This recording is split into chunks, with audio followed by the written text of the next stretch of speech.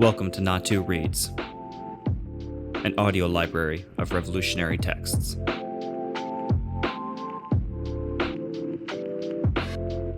Seven Interpretive Essays on Peruvian Reality by José Carlos Mariátegui. Essay 7, Literature on Trial.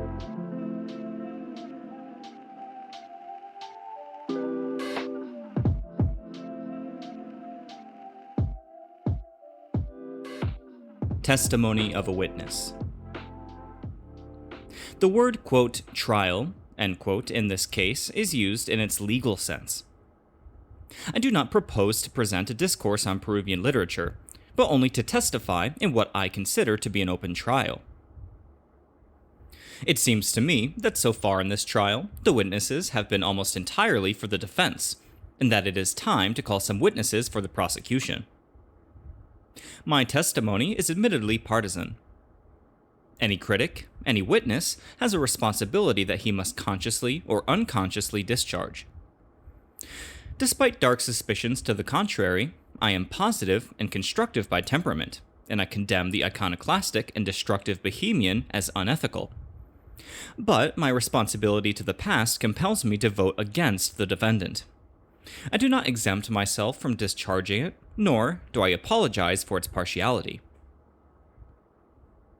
Piero Gobetti, with whom I feel great spiritual affinity, writes in one of his essays, quote, "True realism is devoted to the forces that produce results, and it has no use for results intellectually admired a priori.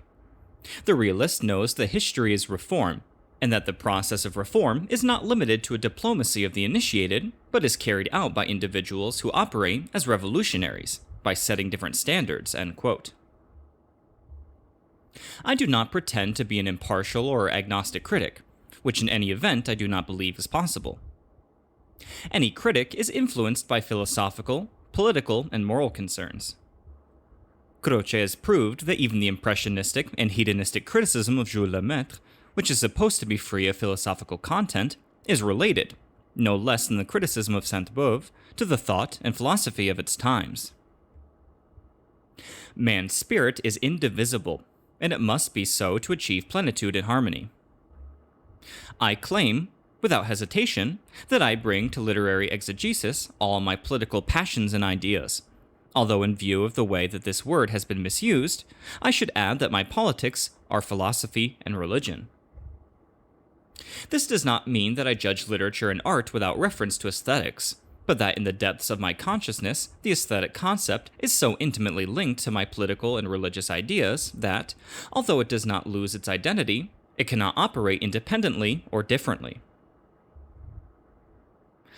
Riba Agüero judged literature with the criterion of a civilista.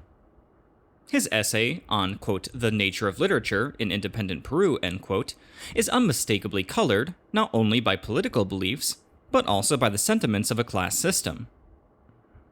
It is at the same time a piece of literary historiography and a political apologia. The class system of the colonial encomendero underlies his opinions, which invariably are expressed in terms of Hispanism, colonialism, and social privilege. Riba Agüero departs from his political and social preoccupations only to the degree that he adopts the standards of a professor or a scholar, and then the departure is merely apparent, because never does his spirit move more securely in the academic and conservative sphere. Nor does Riba Agüero bother to conceal his political prejudices when his literary evaluations are mixed with anti-historical observations about the presumed error of the founders of independence in their choice of republic over a monarchy, or when he violently attacks the tendency to form parties around principles in opposition to the traditional oligarchical parties, on the grounds that such opposition would incite sectarian conflict and arouse social enmities. Riba Agüero could not openly admit to the political bias of his exegesis. First, because it is only long after the time of his writing that we have learned to dispense with many obvious and useless deceptions. Second, because, as a member of the aristocratic encomendero class, he was obliged to profess the principles and institutions of another class, the liberal bourgeoisie. Even though it felt itself to be monarchist, Hispanist, and traditionalist, That aristocracy had to reconcile its reactionary sentiment with the practice of a republican and capitalist policy, and with respect for a democratic and bourgeois constitution. With the end of uncontested civilista authority in the intellectual life of Peru, the scale of values established by Ribagüero, together with all affiliated and related writings, has undergone revision. I confront his unacknowledged civilista and colonial bias with my avowed revolutionary and socialist sympathies. I do not claim to be a temperate and impartial judge. I declare myself a passionate and belligerent adversary. Arbitrations and compromises take place in history, provided that the opponents engage in long, drawn-out disputes. The literature of the colony.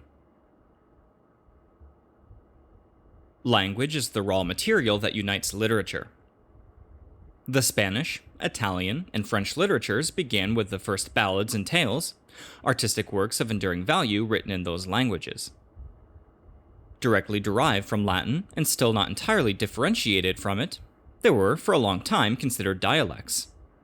The national literature of the Latin peoples was born, historically, with the national language, which was the first element to delineate the general limits of a literature. In the history of the West, the flowering of national literatures coincided with the political affirmation of the nation. It formed part of the movement which, through the Reformation and the Renaissance, created the ideological and spiritual factors of the liberal revolution and the capitalist order. The unity of European culture, maintained during the Middle Ages by Latin and papal authority, was shattered by the nationalist movement, which individualized literature.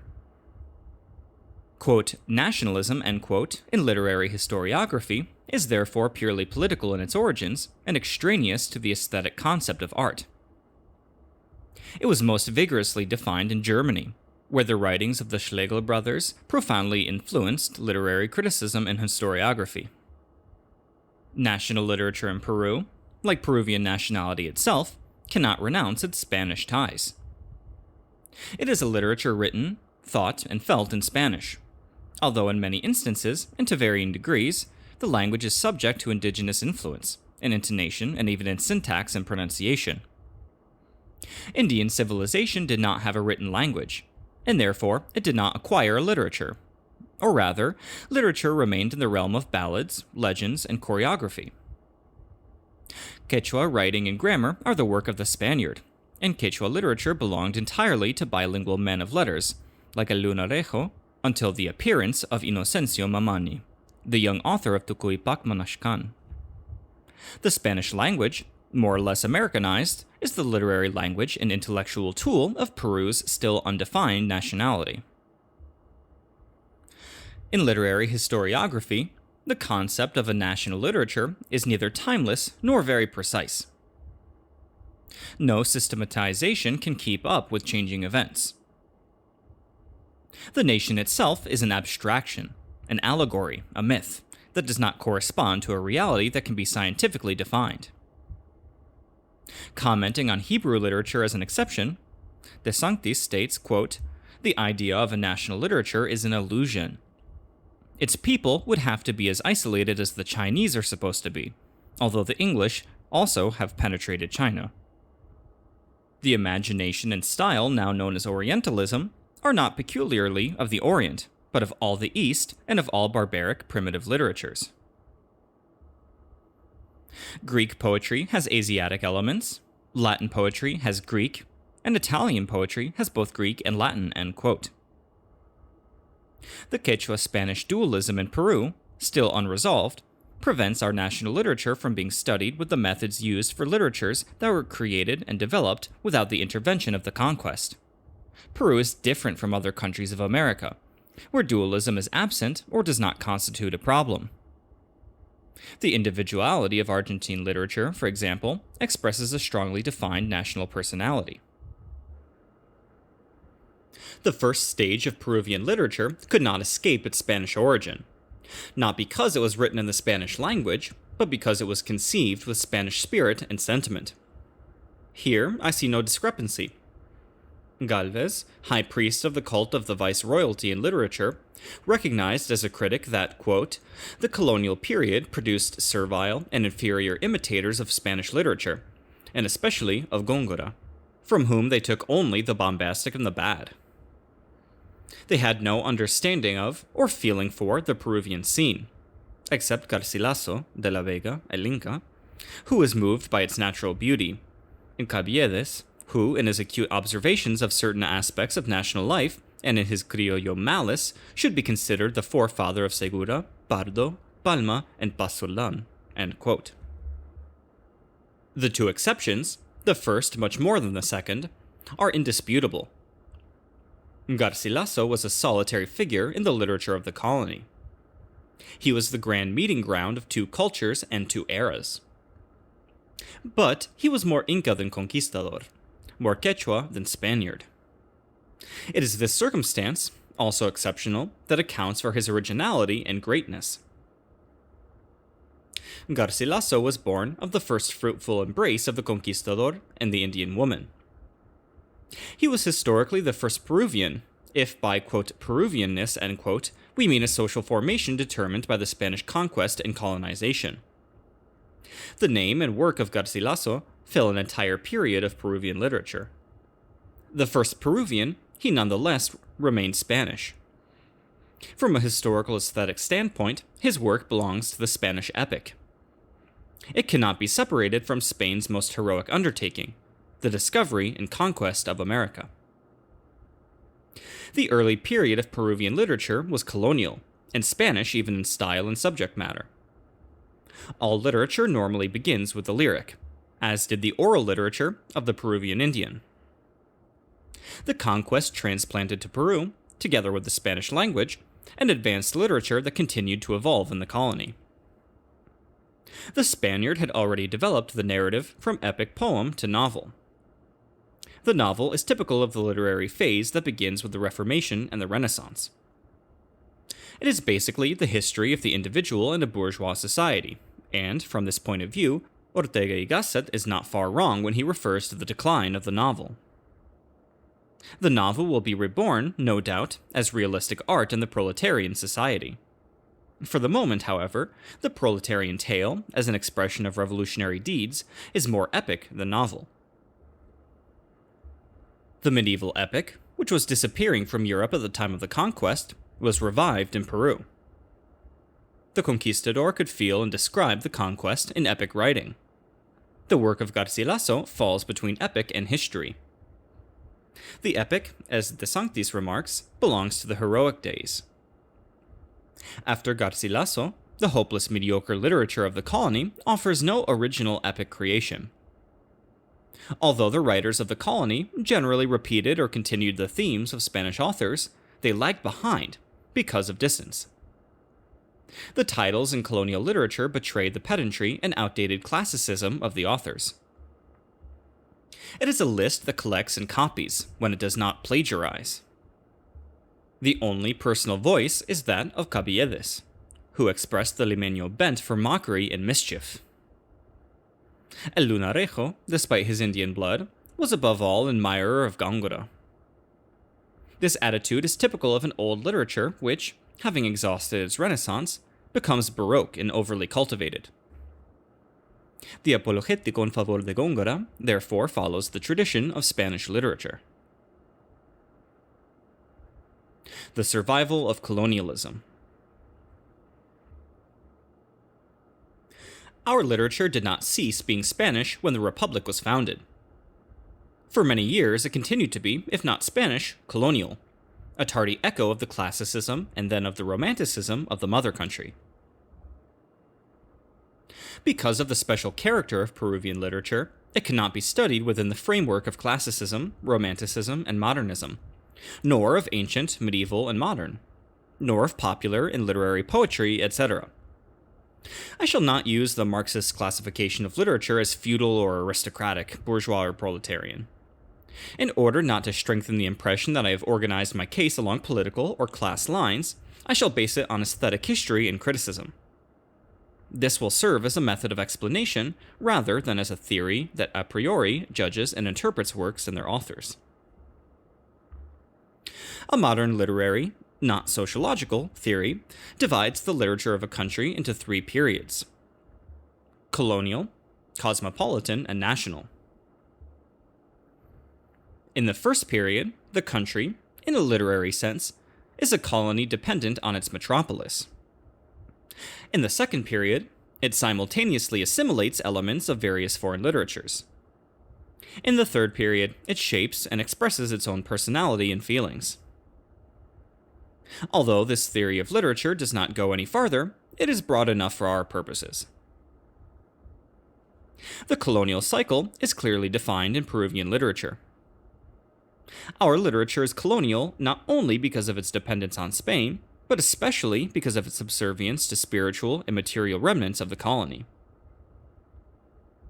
Felipe Pardo, arbitrarily designated by Galvez as one of the precursors of literary Peruvianness, repudiated the Republic and its institutions, not simply out of aristocratic feelings, but more out of royalist feelings.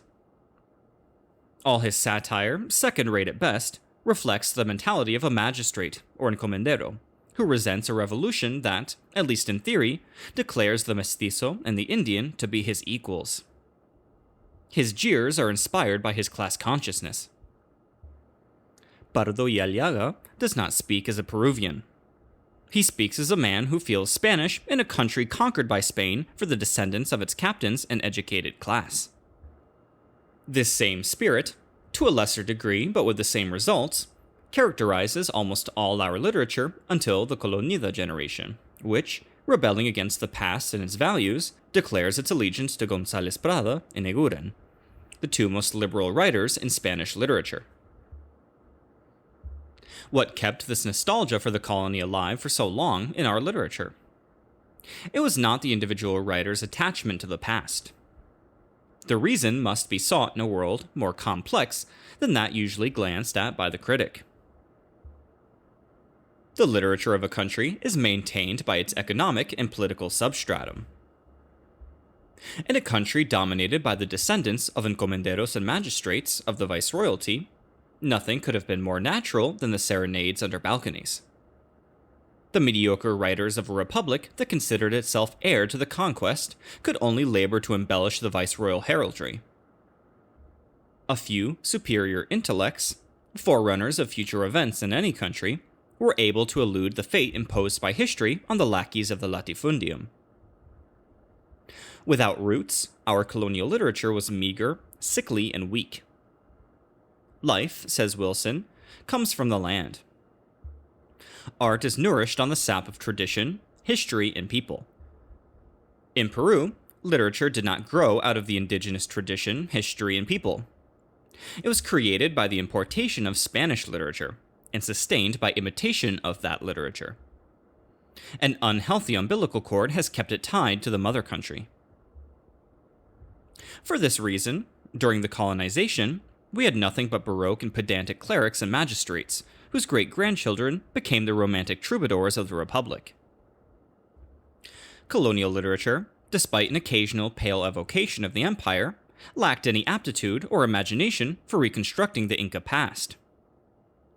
Its historiographer, Riba Agüero, precluded from criticizing this incapacity, hastens to justify it and cites in his support a writer of the metropolis. Quote, the events of the Inca Empire, end quote, he writes, quote, according to a famous literary critic, Menéndez y Pelayo, can be of no more interest to us than are the tales of the Turdetanos and the Sarpetanos to the Spaniards, end quote. He ends his essay with these words, quote, there is a theory, which I find limited and unproductive, that literature can be Americanized by going back to before the conquest and bringing to life the Quechua and Inca civilizations, with the ideas and feelings of the natives. Menéndez y Pelayo, Rubio, and Juan Valera all agree that this is not to Americanize, but to romanticize. Those civilizations and semi-civilizations are dead and extinct. There is no way to revive their tradition because they left no literature. For criollos of Spanish blood, they are foreign and strange, and nothing links us to them. They are just as foreign and strange to the mestizos and Indians who have been Europeanized by education. Garcilaso de la Vega is unique among the latter. End quote. The mentality of Riba Agüero is typical of the descendants of the conquest, the heirs of the colony, for whom the views of the scholars of the Corte were articles of faith. In his opinion, quote, there is much more material to be found in the Spanish expeditions of the 16th century and in the adventures of the conquest, end quote. Even when the Republic reached maturity, our writers never thought of Peru as anything but a Spanish colony. Their domesticated imagination sent them to Spain in search of models and even themes. The Elegía La Muerte de Alfonso XII, for example, was written by Luis Benjamín Cisneros, who was, nonetheless, within the graceless and heavy romantic style, one of the most liberal spirits of the 1800s. The Peruvian writer has almost never felt any ties with the common people. Even had he so desired, he was not capable of interpreting the arduous task of forming a new Peru. The new Peru was vague. Only the Inca Empire and the colony were clearly defined, and he chose the colony. And between this fledgling Peruvian literature and the Inca Empire and the Indian came the conquest, isolating them from each other. After Spain destroyed the Inca civilization, the conquistador established a new state that excluded and oppressed the Indian. With the native race enslaved, Peruvian literature had to become more criollo and coastal as it became less Spanish. For this reason, no vigorous literature could emerge in Peru. The mixture of invader and Indian did not produce a homogeneous type in Peru. To the Spanish and Quechua blood was added a torrent of African blood, and later, with the importation of coolie labor, a little Asiatic blood.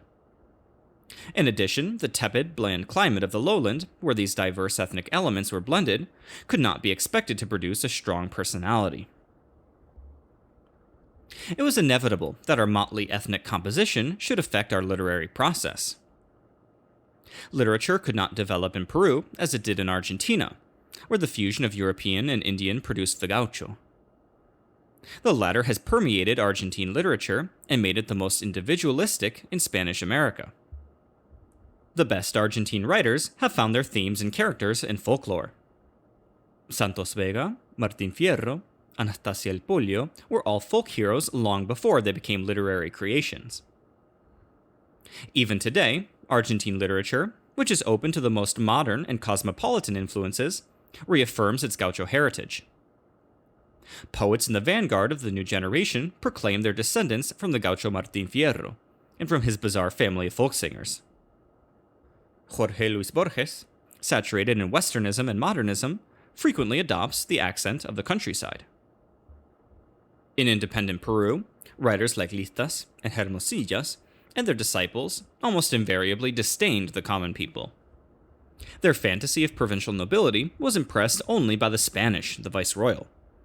But Spain was far away. Although the viceroyalty survived in the feudal regime established by the conquistadors, it belonged to the past. All the literature of these authors, therefore, appears to be flimsy and weak, dangling in the present. It is a literature of undeclared emigrants, nostalgic relics. The few writers with vitality in this weary procession of worn-out dignitaries of rhetoric are the ones who, somehow, portrayed the people. When it ignores the authentic, living Peru, Peruvian literature is a heavy, indigestible miscellany of Spanish literature. The quote, "I," end quote, of the Indian and the pirouette of the Zambo are the only notes of animation and veracity in this flaccid literature. The fabric of Tradiciones sparkles with the thread of Lima's gossipy lower class, which is one of the vital forces in traditionalist prose. Melgar, scorned by scholars, will outlive Altaus, Pardo, and Salverri, because his melancholy songs will always give the people a glimpse of their sentimental tradition and genuine literary past. Ricardo Palma, Lima, and the Colony. Colonialism, nostalgic evocation of the viceroyalty, seeks to appropriate the figure of Ricardo Palma. This servile, mawkish literature claims to be the same substance as Tradiciones. The quote, futurist, end quote, generation, which I have often described as the most backward of our generations, has dedicated most of its eloquence to assuming the glory of Palma. Here, for once, it has maneuvered adroitly, and Palma officially appears as the foremost representative of colonialism. But a serious examination of the work of Palma, comparing it with the political and social process of Peru and with the inspiration of the colonialist genre, reveals that this appropriation is completely artificial. To classify the writing of Palma as a colonialist literature is to diminish, if not to distort it. Tradiciones cannot be identified with a literature that, in a tone and spirit peculiar to the academic clientele of the feudal class, reverently exalts the colony and its events. Felipe Pardo and José Antonio de la Valle, both avowed conservatives, are unctuous in their recollections of the colony. Ricardo Palma, on the other hand, reconstructs it with rollicking realism and an irreverent and satiric imagination. Whereas the interpretation of Palma is rough and lively, that of the prose and poetry writers of the serenade under the balconies of the viceroyalty, so pleasing to the ears of the people of the Ancien Regime, is devout and lyrical. The two versions do not resemble each other in substance or in approach. The reason for their very different fates lies basically in a difference in quality, but also in a difference in spirit. Quality is always spirit. The heavy, academic work of Lavalle and other colonialists is forgotten because it cannot be popular. The work of Palma lives on because it can be and is popular. The spirit of Tradiciones is evidenced throughout the book. Riba Agüero, true to the interests of his group and class, identifies it with colonialism in his study of the literature of independent Peru. He recognizes that Palma, quote, belonging to the generation that broke with the mannerisms of the writers of the colony, end quote, was an author who was, quote, a liberal and a son of the Republic, end quote. But deep down, Riba Agüero is disturbed by the irreverent and unorthodox spirit of Palma. Riba Agüero tries to subdue this feeling, but it emerges more than once in his study. He states that when Palma, quote, speaks of the church, the Jesuits, the nobility, he smiles and he makes the reader smile, end quote. He hastens to add that it is, quote, a delicate smile that does not wound, end quote. He says that he will not be the one to reproach Palma for his Voltairean attitude. But he ends by confessing his true feelings.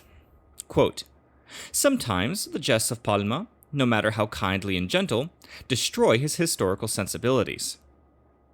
We observe that, in freeing himself of the traditional pretensions, he has become unsympathetic and indifferent to his material, end quote.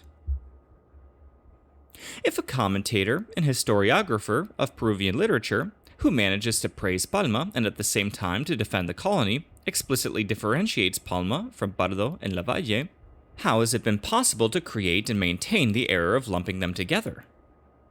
The explanation is easy. This error originated in the personal disagreement between Palma and González Prada, and it has been perpetuated by the conflicting attitudes of the, quote, Palmistas, end quote, and the, quote, Pradistas, end quote. Aya de la Torre, in a letter on, quote, Peruvian Mercutio, end quote, to the magazine of Sagitario of La Plata, makes the following comment. Quote, between Palma, who mocked, and Prada, who lashed, the sons of that doubly censured past and social class preferred the razor edge to the whip, end quote. Aya goes on to make a point extremely well taken on the historical and political meaning of Tradiciones. Quote, personally, I believe that Palma was interested in, but not attached to, traditions. Palma sank his pen into the past in order to shake it on high and laugh at it. No institution or man of the colony, or even of the Republic, escaped the unerring aim of the irony, the sarcasm, and always the ridicule of his witty criticism. And it is well known that Palma was the literary enemy of the Catholic clergy, and that his Tradiciones was abhorred by monks and nuns. By a curious paradox, Palma found himself surrounded, adulated, and nullified by a troop of distinguished intellectuals, Catholics, wealthy heirs, and highly placed admirers, end quote. It should not be wondered at that this penetrating analysis of the meaning and affiliation of tradiciones comes from a writer who has never practiced literary criticism. Mere literary erudition does not suffice for a profound interpretation of the spirit of literature. Political acumen and historical perspective are more important.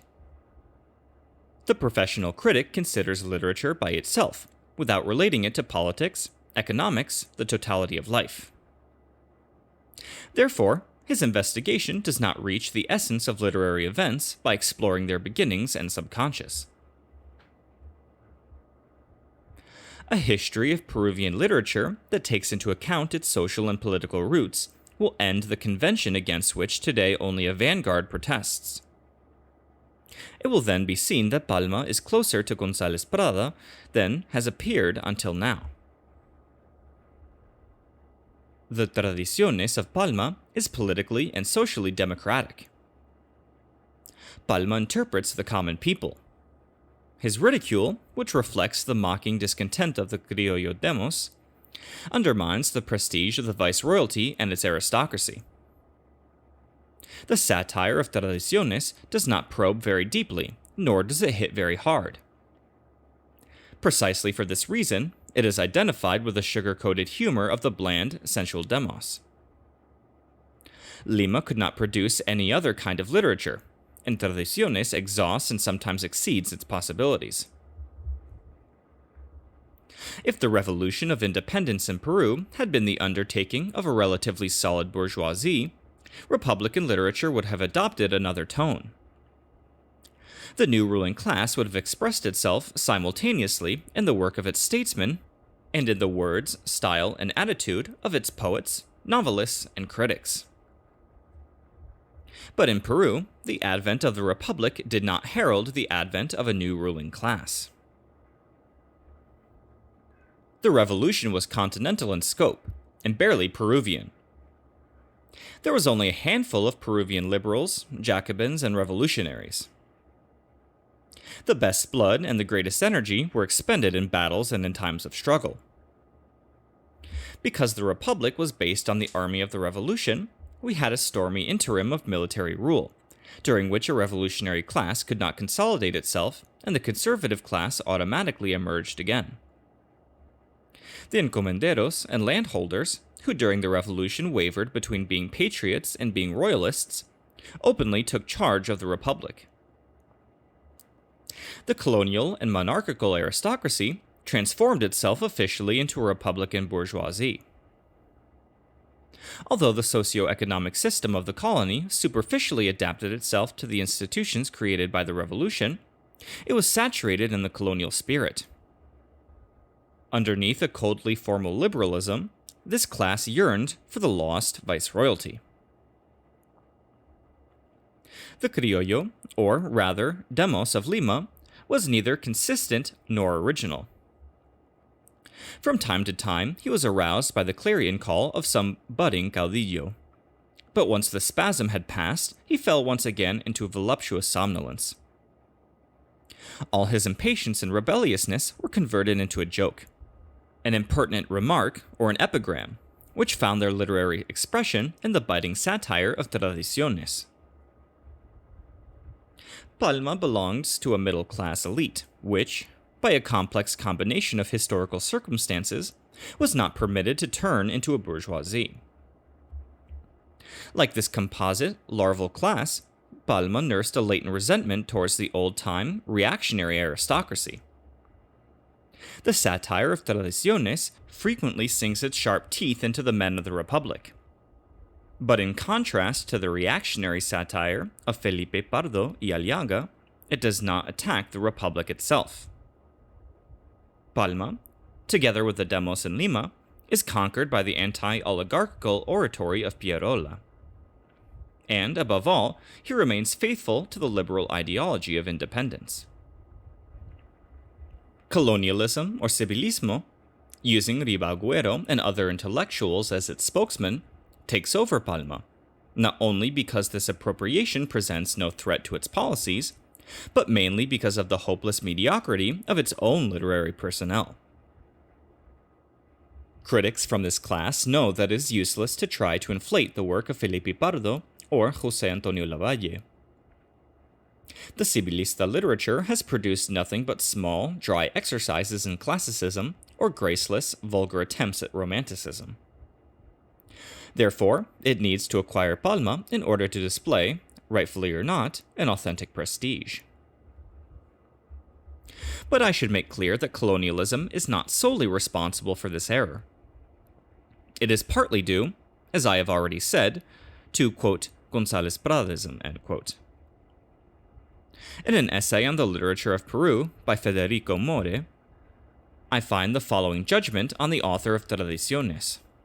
Quote, Ricardo Palma, representative, exponent, and sentinel of colonialism, tells historical anecdotes and has a repertory of amusing stories.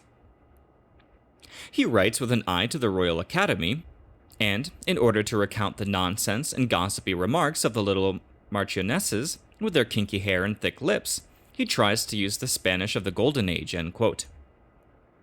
More claims that only the, quote, coarse snicker, end quote, of Palma will remain. For some people, this judgment is no more than a reflection of the notorious rancor of More, whose loves are not taken seriously, but whose enmities cannot be discounted. For two reasons, his views should be given consideration. First, the special belligerence with which More supports González Prada. Second, the thoughtfulness of the essay that contains these sentences. In this essay, More makes a conscientious effort to analyze the spirit of national literature. His argument, although not totally acceptable, deserves to be carefully examined. More starts from a premise that is shared by every profound criticism. Quote, literature, end quote, he writes, quote, is only the translation of a political and social state, end quote. The judgment on Palma, in brief, belongs to a study containing valuable ideas, not to an impoverished after-dinner dissertation. And this compels us to take notice of it and to comment on it. But, while doing so, the essential lines of More's argument should be pointed out. More looks for the elements of race and land in Peruvian literature. He studies its colors and outline, but he disregards its complementary tints and contours. This is a method that a pamphleteer, not a critic, would use. Whereas his argument gains emphasis, it loses flexibility, and it gives us a very static image of Peruvian literature. Although his conclusions are not always correct, they are based on true concepts. More is aware of Peruvian dualism. He avers that, in Peru, quote, one is either colonial or Inca, end quote. Having written over and over again that Peru is the son of the conquest and creation of the coast, I must agree with More regarding the origin and process of the conflict between Incaism and colonialism. Like More, I am inclined to think that that conflict, that antagonism, is and will be for many years the decisive factor, sociologically and politically, in Peruvian life. Peruvian dualism is reflected and expressed in literature. Quote, literature, More writes, presents a divided Peru, as is logical. A basic fact emerges. The Andean is rural, the Limeño is urban. And the same is true of the two literatures. For those who act under the influence of Lima, everything has an Ibero-African flavor. Everything is romantic and sensual. For those of us who act under the influence of Cusco, the most beautiful and profound part of life is realized in mountains and valleys, where everything has an indecipherable subjectivity and is touched with drama. The Limeño is susceptible to color, the Serrano to music. The heirs to the colony regard love as a challenge. The children of the fallen race hear and love a choir that transmits the voice of destiny, end quote. But this literature of the Sierra, which More describes so vehemently, contrasting it with the colonial or Lima literature, has only just begun to exist. It has no history and almost no tradition. The two outstanding writers of the Republic, Palma and González Prada, belong to Lima. I am a great admirer, as will be seen further on, of Abelardo Gamarra. But I think that More tends to overestimate him, although in one passage of his study he concedes that, quote, Gamarra, unfortunately, was not a fully rounded, many-sided artist, clear and sparkling, the complete man of letters that is needed, end quote. More himself recognizes that, quote, Andean regions, Incaism, still have no great writer to synthesize in thundering, coruscating pages the anxieties, temper, and moods of the Inca soul, end quote. He thereby confirms the thesis that, until Palma and González Prada, Peruvian literature is colonial or Spanish. The literature of the Sierra, with which More compares it, did not acquire a personality of its own before Palma and González Prada. Lima imposed its models on the provinces. Worse yet, the provinces came to Lima for their models. The polemic prose of provincial regionalism and radicalism descends from González Prada, whom More justifiably reproaches for his love of rhetoric. More believes that Gamarra represents an integral Peru, and that he opens a new chapter in our literature. In my opinion, the new chapter begins with González Prada, who marks the transition from pure Hispanism to the beginning of a Europeanism that will have decisive consequences. But Ricardo Palma, whom More mistakenly designates as, quote, representative, exponent, and sentinel of colonialism, end quote, is also, despite his limitations, of this integral Peru that begins to take shape in us. Palma interprets the criollo, the mestizo, and the middle-class elite of a Republican Lima, which, even if it is the one that acclaims Pierola, who is more of Arequipa than of Lima, in temperament and in style, is no less than the one that in our time criticizes its own tradition, rejects its colonial lineage, denounces its centralism, supports the claims of the Indian, and extends both hands to the rebels of the provinces. More sees only colonial Lima, conservative, somnolent, frivolous. Quote, there is no ideological or emotional issue, end quote, he says, quote, that has produced a reaction in Lima. Neither modernism in literature, nor Marxism in politics, nor symbolism in music, nor expressionism in painting has stirred the sons of this sedative city. Voluptuousness is the tomb of an inquiring mind, end quote. But this is not correct. Lima, where the first nucleus of industrialism has been established, is the Lima where, in perfect accord with the historic development of the nation, the first resounding word of Marxism has been pronounced. More, somewhat disconcerted by his country, may not know this, but he can sense it.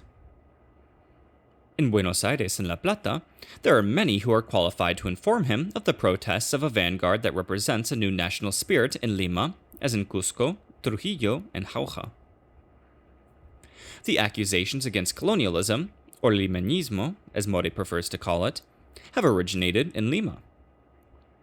Here in the capital, we are putting the capital on trial, in open battle with what Luis Alberto Sanchez calls perricholismo, and with a passion and severity that Sanchez himself finds alarming. In Lima, some of us have evolved from the aesthetic values of D'Annunzio, imported by Valdelomar, to the social criticism of the journal España.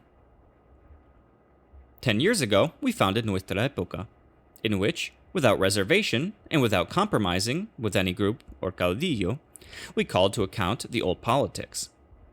In Lima, some student spokesman for the new spirit created the popular universities 5 years ago and inscribed the name of González Prada on their banner. Enriquez Urefia says that there are two Americas, one good and one bad. The same can be said of Lima. Lima has no roots in autochthonous past. Lima is daughter of the conquest. But from the moment that it intellectually and spiritually becomes less Spanish in order to become a little cosmopolitan, from the moment it shows concern for contemporary ideas and issues, Lima no longer appears exclusively as the home of colonialism and Hispanism. The new Peruvianness will be created using the Indian as its historic cement. Its axis will probably rest on Andean stone rather than on the clay of the coast. But Lima, restless and reformist, wants to participate in this creative work. González Prada. In our literature, González Prada heralds the transition from the colonial to the cosmopolitan period. Ventura García Calderón describes him to be, quote, the least Peruvian, end quote, of our writers. But we have already seen that until González Prada, the Peruvian element in this literature is still not Peruvian, but only colonial. The author of Páginas Libres appears as an author whose spirit is Western and whose culture is European. But within a Peruvianness that is not yet distinct and positive, why should he be considered the least Peruvian of the writers who interpret it? Because he is the least Spanish? Because he is not colonial? The reason turns out to be paradoxical. Because he is the least Spanish, and because he is not colonial, his writing announces the possibility of a Peruvian literature. It represents liberation from the mother country and the final rupture with the viceroyalty. This Parnassian, this Hellenist, Memorian, and pagan is historically and spiritually much more Peruvian than all those in our literary process, who, before and after him, collected and repeated Spanish literature. In this generation, there surely does not exist a single heart that feels that the bad-tempered and nostalgic disciple of Lista is more Peruvian than the pamphleteering iconoclast who attacked the past that commanded the loyalties of the former together with hack writers of the same stamp and ancestry. González Prada did not interpret this country. He did not examine its problems. He did not bequeath a program to the generation that followed. Nonetheless, he represents an instant, the first lucid instant, of the conscience of Peru. Federico More calls him a forerunner of the new Peru, of the integral Peru. But in this respect, Prada has been more than a forerunner. The devious and rhetorical prose of Páginas Libres contains the seed of the new national spirit. In his famous speech at the Politeama in 1888, González Prada says, quote, "The real Peru does not consist of the criollos and foreigners who live in the strip of land between the Pacific and the Andes. The nation is formed by the multitudes of Indians scattered along the eastern stretch of the Cordillera." End quote. Despite his grandiloquent style, González Prada never scorned the common people. On the contrary, he always championed their humble cause. He warned his followers against the futility and sterility of a literature for the elite. Quote, Plato, end quote, he reminded them in a lecture at the Ateneo, quote, said that the populace was an excellent language teacher. Languages are invigorated and refreshed in the fount of popular speech, much more than in the dead rules of the grammarians and the prehistoric exhumations of the erudite. Original words, graphic expressions, daring constructions spring from the songs and sayings of the common people. In the same way that infusorians change continents, the masses transform languages, end quote. Quote, the true poet, end quote, he stated in another part of the same speech, quote, resembles a tree growing on a mountaintop. With its branches, which are the imagination, it reaches towards the clouds. With its roots, which are the feelings, it clings to the earth, end quote. And in his notes on language, he repeated the same thought in other words. Quote, masterpieces are noted for their accessibility. They are not the heritage of the chosen few, but of all men of good sense. Homer and Cervantes are democratic geniuses. A child understands them. The talents that claim to be aristocratic and incomprehensible to the multitude use abstruse form to conceal emptiness. If Herodotus had written like Gratian, if Pindar had composed like Góngora, would they have been listened to and applauded at the Olympic Games? Look at the great writers who shook men's souls in the 16th and 18th centuries, especially Voltaire, whose prose was as natural as breathing, as clear as distilled alcohol, end quote. At the same time, González Prada condemned colonialism. In the Ateneo Conference, after making clear the consequences of silly, senile imitation of Spanish literature, he openly advocated breaking this bond. Quote, let us leave behind our childish ways and look to other literatures for new elements and inspirations. We preferred the free and democratic spirit of this century to the conservative spirit of monarchical nations. Let us study the masterpieces of Spanish authors and enrich their melodious language. But let us always remember that intellectual dependence on Spain will prolong our infancy." End quote. In the writing of González Prada, our literature begins to have contact with other literatures. González Prada represents in particular the French influence. But in general, he has the merit of having opened the way to various foreign influences. His poetry and prose show an intimate knowledge of Italian literature. His prose often rails against academicians and purists, and unorthodoxly delights in neologisms and Gallicisms. His verse found new molds and exotic rhythms in other literatures. Clearly perceiving the hidden, although not unknown, link between conservative ideology and academic literature, González Prada attacked the one and denounced the other. Now that we are aware of the close relationship between the serenades to the viceroyalty in literature and the domination of the feudal class in economics and politics, this aspect of his thought acquires new significance. As González Prada declares, all literature attitudes, consciously or unconsciously, reflect political feelings and bias. Literature is not independent of other categories of history. Who does not recognize, for example, the political purpose behind the ostensibly literary definition of González Prada as, quote, least Peruvian of our writers, end quote? To deny Peruvianness to his personality is simply a way of denying the validity of his protest in Peru. It is a disguised attempt to disqualify his rebellion. The same label of exoticism is used today against the ideas of the vanguard. Since the death of Prada, those who were not able to undermine his influence or his example have changed tactics. They have tried to distort and diminish his figure by praising him and claiming to be his heirs and disciples. González Prada has run the risk of becoming an official academic figure. Fortunately, the new generation has been on guard against this stratagem. Youth distinguishes between what is topical and temporary in the writing of González Prada and what is timeless and eternal.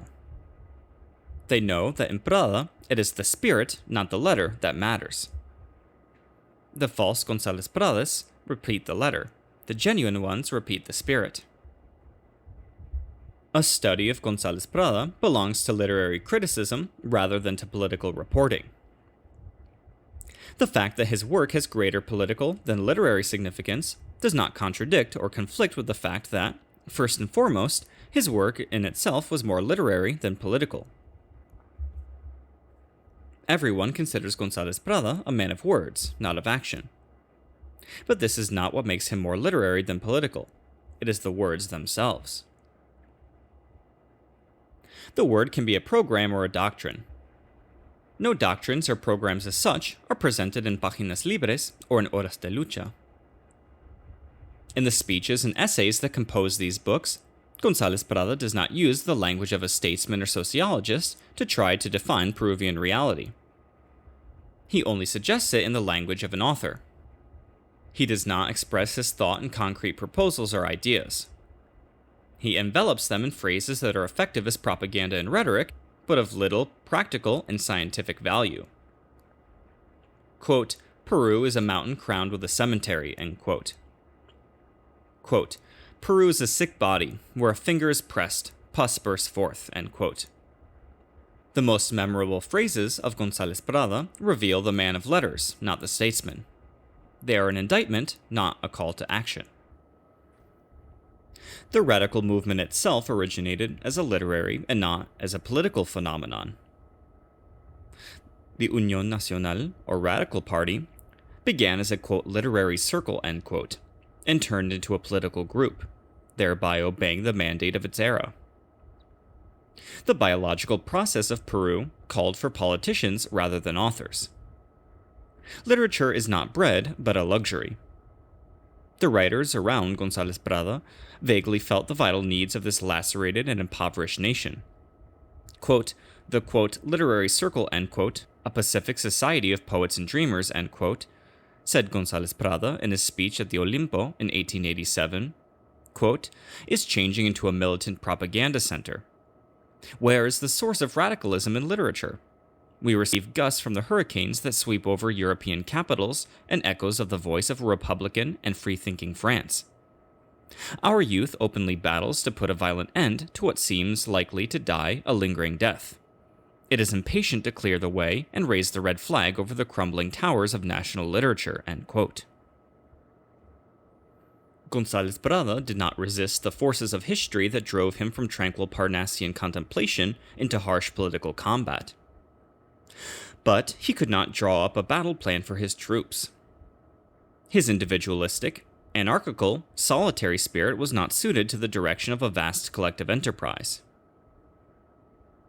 When the radical movement is studied, it is said that González Prada did not have the temperament of a leader, a caudillo. It should also be pointed out that his temperament was basically literary. If González Prada had not been born into a country that urgently needed to be reorganized and revitalized, both politically and socially, in which a strictly artistic work could not bear fruit, he would never have been tempted to form a party. His culture, like his temperament, was mainly literary and philosophical. His speeches and articles reveal that he lacked any formal training in economics and politics. His judgments, imprecations, and aphorisms are unmistakably literary in inspiration. I have quoted some of the penetrating observations on sociology and history that are frequently discovered in the setting of his elegant and sparkling prose. But as a whole, his work is literary in style and structure. Nourished on nationalism and positivism, González Prada exalted the value of science. This attitude is peculiar to the modern literature of his time. Science, reason, progress were the myths of the 19th century. González Prada, who followed the road of liberalism and encyclopedism to arrive at the utopia of anarchism, fervently adopted these myths. Even his verses express his rationalist spirit. Quote, "Down with foolish sentiment.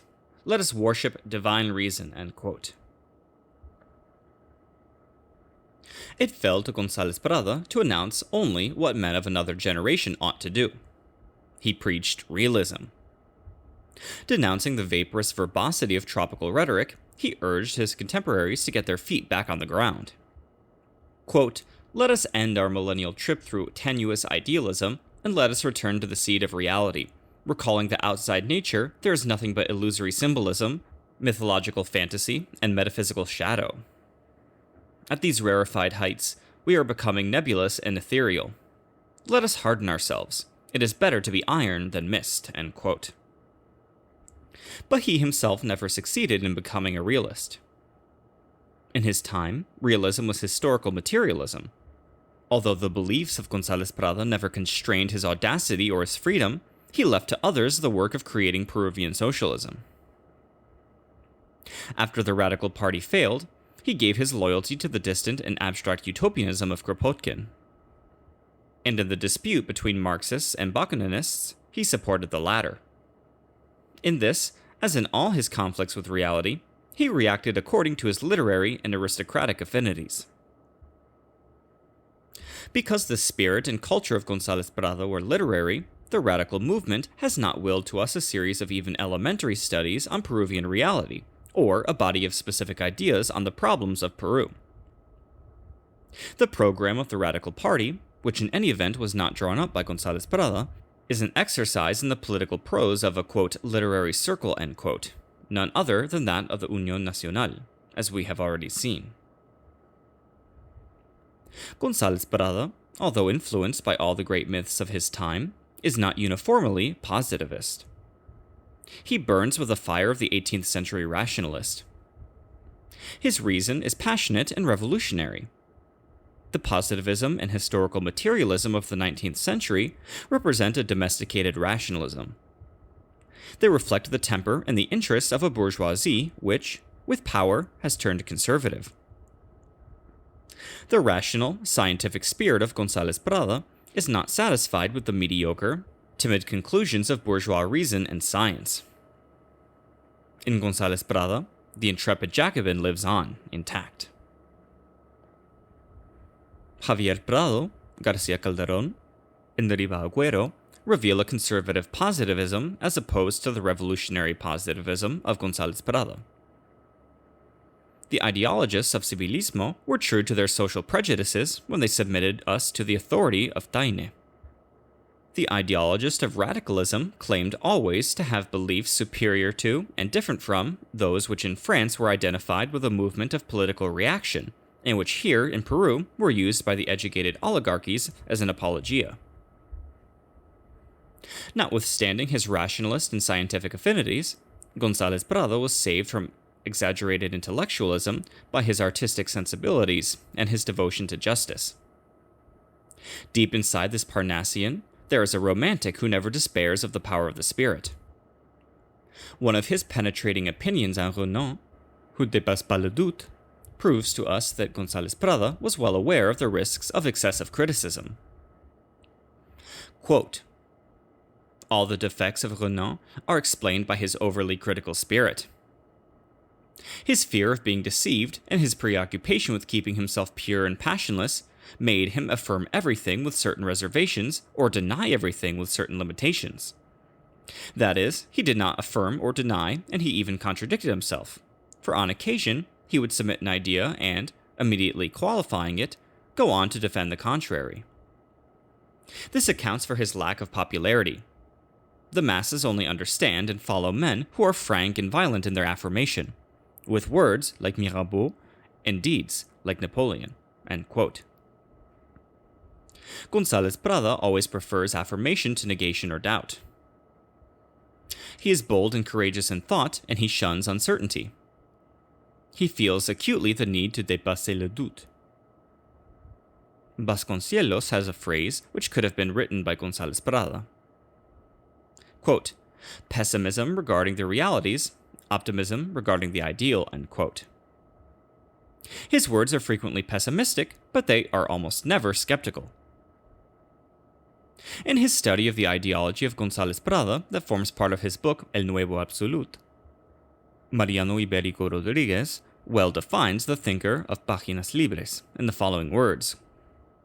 Quote, in tune with his times, he has great faith in the efficacy of scientific work. He believes in the existence of inflexible and eternal universal laws, but his belief in science and determinism does not lead him to a narrow, moral eudaimonism, or to Spinoza's resigned acceptance of cosmic necessity. On the contrary, his restless, free spirit transcended the logical consequences of his ideas to advocate action and struggle, to affirm liberty and life. Prado's anarchical declarations obviously recall some of Nietzsche's vast philosophy, and, as in Nietzsche, the determinist concept of reality opposes the exultant drive of the inner force, end quote. For these and other reasons, we feel close to González Prado in spirit, if not in many of his ideas. González Prado deceived himself, for example, when he preached anti-religion. Today, much more is known than in his time about many matters, including religion. We know that a revolution is always religious. The word, quote, religion, end quote, has a new value, and it no longer serves only to designate a ritual or a church. It is of little importance that the Soviets write on their propaganda posters that, quote, religion is the opium of the people, end quote. Communism is essentially religious, but not in the old sense of the word, which still misleads so many. González Prado preached the passing of all religious beliefs without realizing that he himself was the bearer of a faith. This rationalist is to be admired for his passion. This atheist, almost pagan, must be respected for his moral asceticism. His atheism is religious, especially when it appears to be most vehement, most absolute. González Prado is found in his creed of justice, in his doctrine of love, and not in the rather vulgar anti-clericalism of some pages of Horas de Lucha. The ideology of Páginas Libres and Horas de Lucha is now largely out of date. But what is fundamental and enduring in González Prado does not depend on the validity of his beliefs and judgments. His beliefs do not even characterize his work. As Iberico remarks, González Prada is distinguished, quote, not only by a rigid systemization of concepts, provisional symbols of a state of mind, but by a certain spirit, a resoluteness of the entire personality, which are expressed in his literary artistry and in his virile exaltation of effort and struggle, end quote.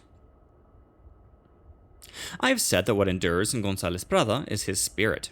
We of the new generation admire his austere moral example, and, above all, we respect his intellectual honesty and his noble and vigorous rebellion.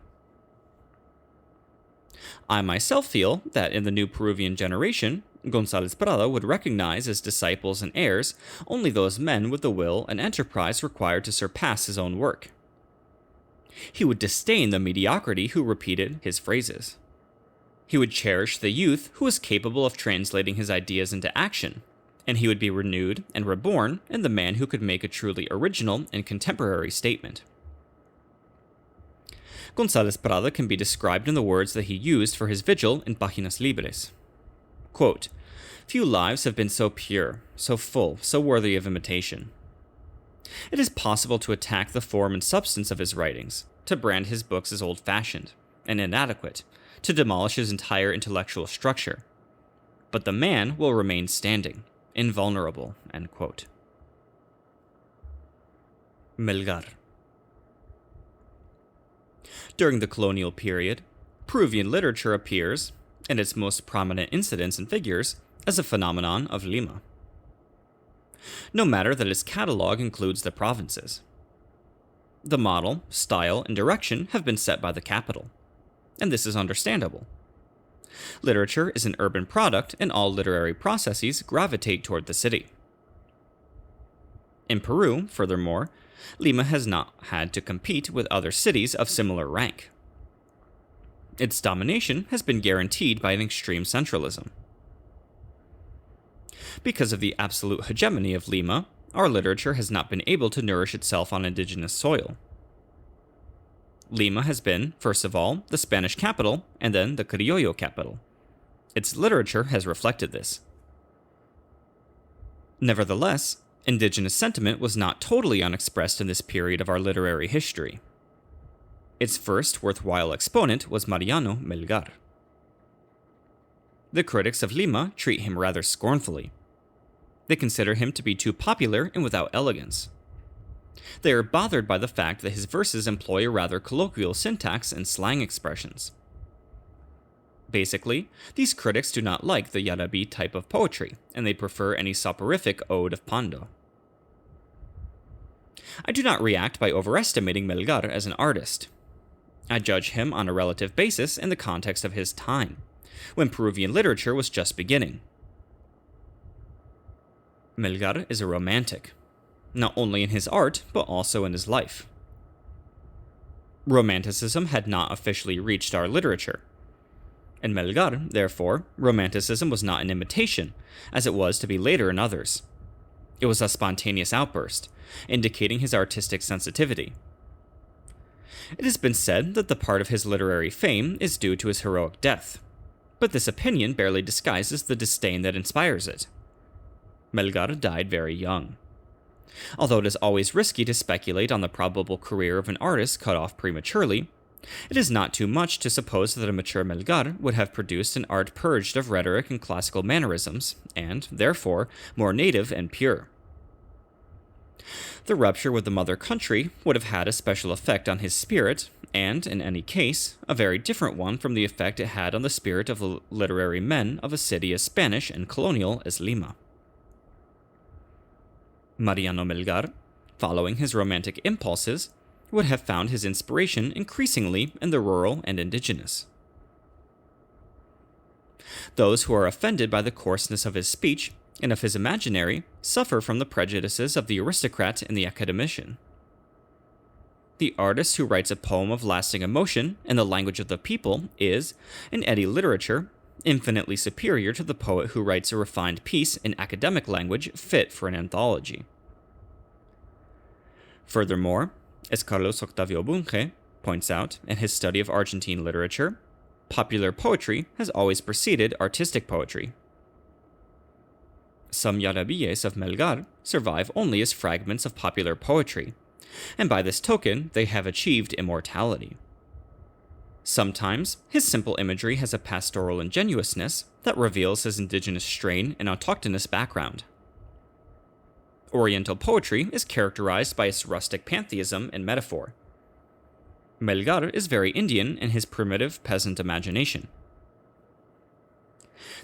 This romantic ended by devoting himself passionately to the revolution. For him, the revolution was not the liberalism of the encyclopedists. It was fundamentally a patriotic fervor. The revolutionary feeling of Melgar, like that of Pumacahua, was fed by our own blood and our own history. For Ribaagüero, the poet of the Yarabíes was only, quote, a singular moment in Peruvian literature, end quote. Let us correct his judgment by saying that he was the Peruvian moment in this literature. Abelardo Gamarra. Abelardo Gamarra still has no place in the anthologies. Critics rank his work as secondary and relegate it to popular literature, which, for their refined tastes, is worthless. He is not even given a prominent place in Criollo literature. The first name cited in any history of Criollo literature is always that of Felipe Pardo, a confirmed colonialist. Nevertheless, Gamarra is one of our most typical writers. Within the literature of the capital, he is the writer who gives the province its purest expression and who recalls the indigenous strain. Ricardo Palma is a criollo of Lima. El Tunante is a criollo of the Sierra. The Indian race is alive in his jovial art. El Tunante has the Indian stubbornness and his resignation, his pantheistic unconcern for the hereafter, his bucolic gentleness, his rustic common sense, and his realistic and austere imagination. He has the criollo's witty speech, his mocking laughter, his keen intelligence, and his adventurous and rollicking spirit. Coming from a village in the Sierra, El Tunante adapted himself to the capital and coast without losing his integrity. The feeling and tone of his work make it the most authentically Peruvian in a half-century of imitations and babble.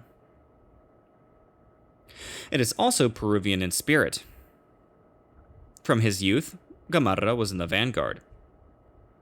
He participated in radical protest with genuine devotion to its revolutionary patriotism. What was only an intellectual and literary attitude in other radicalists was a profound and vital impulse in El Tunante. In flesh and spirit, Gamarra was deeply repelled by the encomendero aristocracy and its corrupt and ignorant clientele. He always understood that these people did not represent Peru, that Peru was something else. He guarded this sentiment against civilismo and its intellectual and ideological expressions. His unerring instinct protected it from the, quote, democratic, end quote, illusion. El Tunante was not deceived by Pierola. He perceived that the government of 1895 was not a democratic revolution, but only a restoration of civilismo. Although he remained until his death a fervent admirer of González Prada, whose Catilinarian rhetoric he translated into popular language, he could not conceal his longing for a more enterprising and constructive spirit. He sensed the historical lack of an Alberdi or a Sarmiento in Peru. Especially in his later years, he realized that idealistic and reformist politics must be solidly grounded in reality and history. His work is not merely social satire. A generous political and social idealism underlines his lively portrayals of people and customs. And it is this idealism that distinguished his writing from Segura's. Furthermore, El Tunante's criollo character is more complete, more profound than that of Segura. His interpretation of personalities and objects is more authentic and alive. Gamarra's work, which is the most widely read in the provinces, is full of penetrating comments and triumphs of description. El Tunante is a Pancho Fierro of our literature. He is a popular genius, a spontaneous and intuitive writer. Heir to the revolutionary spirit of independence, he logically had to feel different from and opposed to the heirs of the conquest and the colony. Therefore, no title or diploma has been conferred on his work by academic or literary authorities.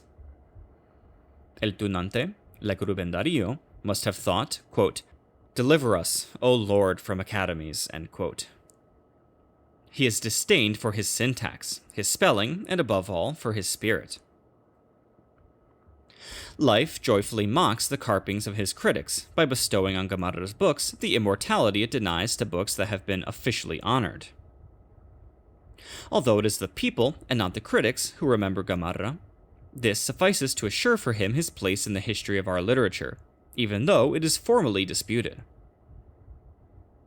The work of Gamarra appears as a scattered collection of outlines and sketches. That it has no central theme and is not a refined artistic creation is not altogether the fault of the author, but is also the result of the inchoate literature it represents. El Tunante wanted to record the language of the street as an art form. He was not mistaken in his intention, for this is the tradition that has produced the early classics of all literatures. Chocano. It is my belief that José Santos Chocano belongs to the colonial period of our literature. His grandiloquent poetry betrays its Spanish origins. Critics who present him as an interpreter of the autochthonous soul use a logic that is as simplistic as it is false. Chocano is exuberant, therefore he is autochthonous. This is the principle on which critics incapable of understanding the autochthonous have based almost all their theory on the essential Americanism and tropicalism of the poet of Alma America. This theory could not be contested when the authority of colonialism was absolute. Now, an iconoclastic generation holds it up to the light of their disbelief. The first question posed is the autochthonous really exuberant? A critic as wise and as distinguished as Pedro Enriquez Ureña, on examining the matter of exuberance in Spanish-American literature, observes that the greater part of this literature does not appear to be a product of the tropics. It proceeds, rather, from cities of a temperate and even autumnal climate. He very correctly points out that, quote, "In America, we continued to respect our intensity as long as it was prescribed for us from Europe. Even today, we have 3 or 4, quote, vibrant poets, end quote, to use the term of the Romantics. Are we not attributing to the influence of the tropic what is really the influence of Victor Hugo, or of Byron, or Esperón de Seda, or Quintana, end quote?" Enriquez Ureña does not believe in the theory of a spontaneous exuberance in American literature. This literature is less exuberant than it appears, and verbosity is mistaken for exuberance. Quote, "If there is an abundance of words, it is because there is a paucity of culture and discipline, and not because of any exuberance peculiar to us," end quote. Verbosity is not to be ascribed to geography or to environment. To study the case of Chocano, we have to begin by locating it in Peru. In Peru, the autochthonous is the indigenous, or, more precisely, the Inca, and the indigenous, the Inca, is basically austere. The art of the Indian is the antithesis and the contradiction of the art of Chocano. The Indian systematizes and stylizes everything according to a hieratic primitivism. No one claims to find the emotion of the Andes in Chocano's poetry. Critics, like Riba Agüero, who pronounce his poetry autochthonous, think of it only as expressing the emotion of the montaña, that is, the jungle. If, with no idea of what the montaña really is, they rush to discover or recognize it in the bombast of Chocano, they only repeat the poet's own assumption that he is, quote, "the bard of autochthonous and savage America," end quote. The montaña is exuberance, plus many other things that do not appear in the poetry of Chocano. Chocano is merely an eloquent spectator of its landscapes and scenic pageantry. All his images represent an exterior fantasy. It is not the man of the tropical forest who is heard, but, at most, an imaginative and ardent stranger who thinks he possesses and expresses the jungle. This is understandable.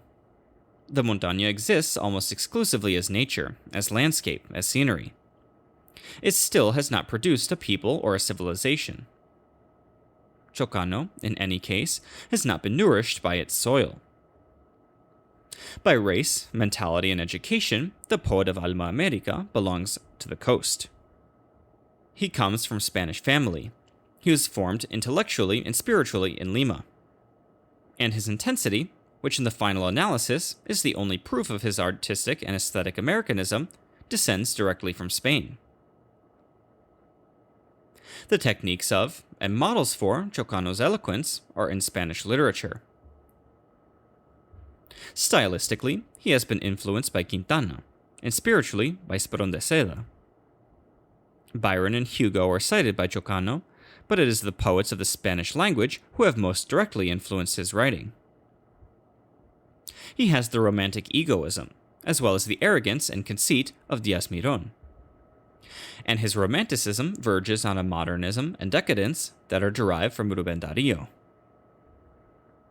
These traits clearly define the artistic loyalties of Chocano, who, in spite of the excessive waves of modernism that have reached his writing without essentially changing it, has preserved in his work the tone and temperament of a survivor of Spanish Romanticism and all its grandiloquence.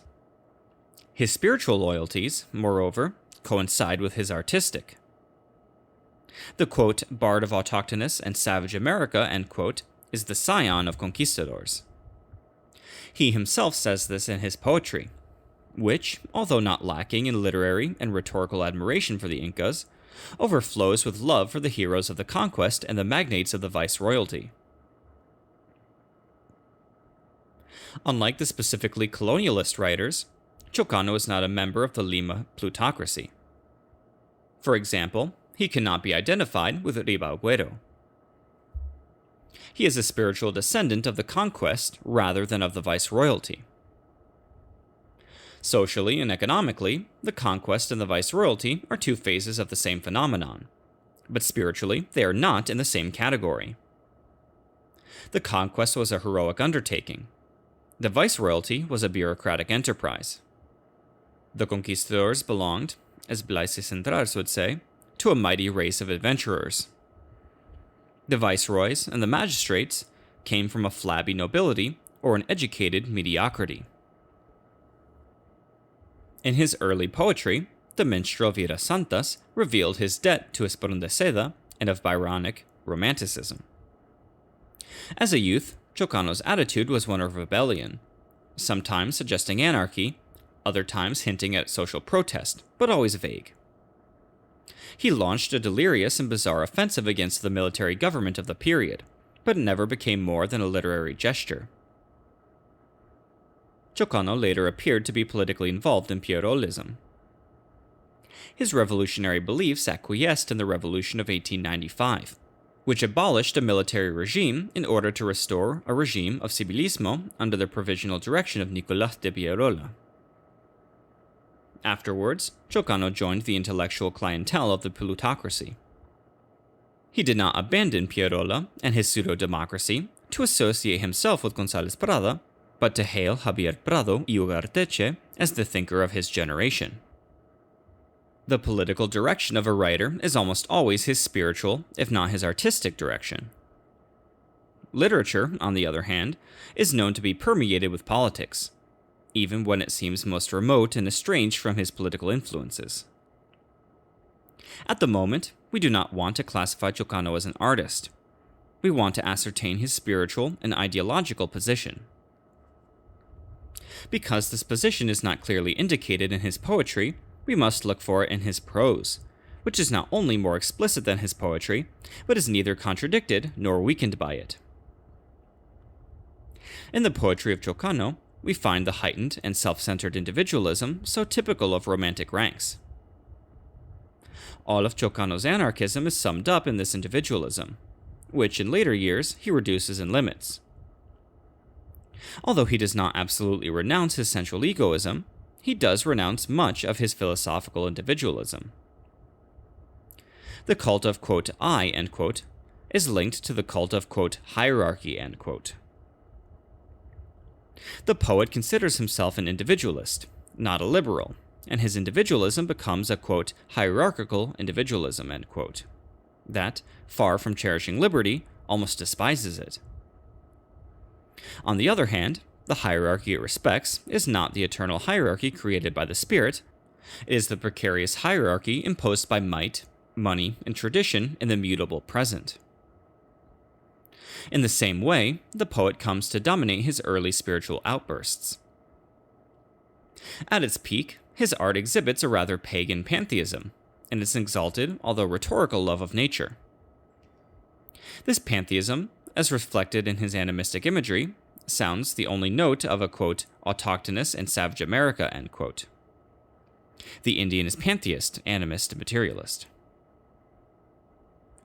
Chocano, nevertheless, has tacitly abandoned pantheism to adopt the principle of hierarchy, which has taken him back to the Roman Catholic Church. Ideologically, Rome is the historical citadel of reaction. Those who journey to its hills and shrines in search of the Christian faith return disillusioned. Those who are satisfied to find, instead, fascism in the church, the authority in the hierarchy in the Roman sense, reach their goal and discover their truth. The poet of Alma America is one of the latter pilgrims. He who has never been a Christian finally turns Catholic. The weary romantic, the heretical convert, takes shelter in the secure fold of tradition and order, which he once thought he had left forever in order to conquer the future.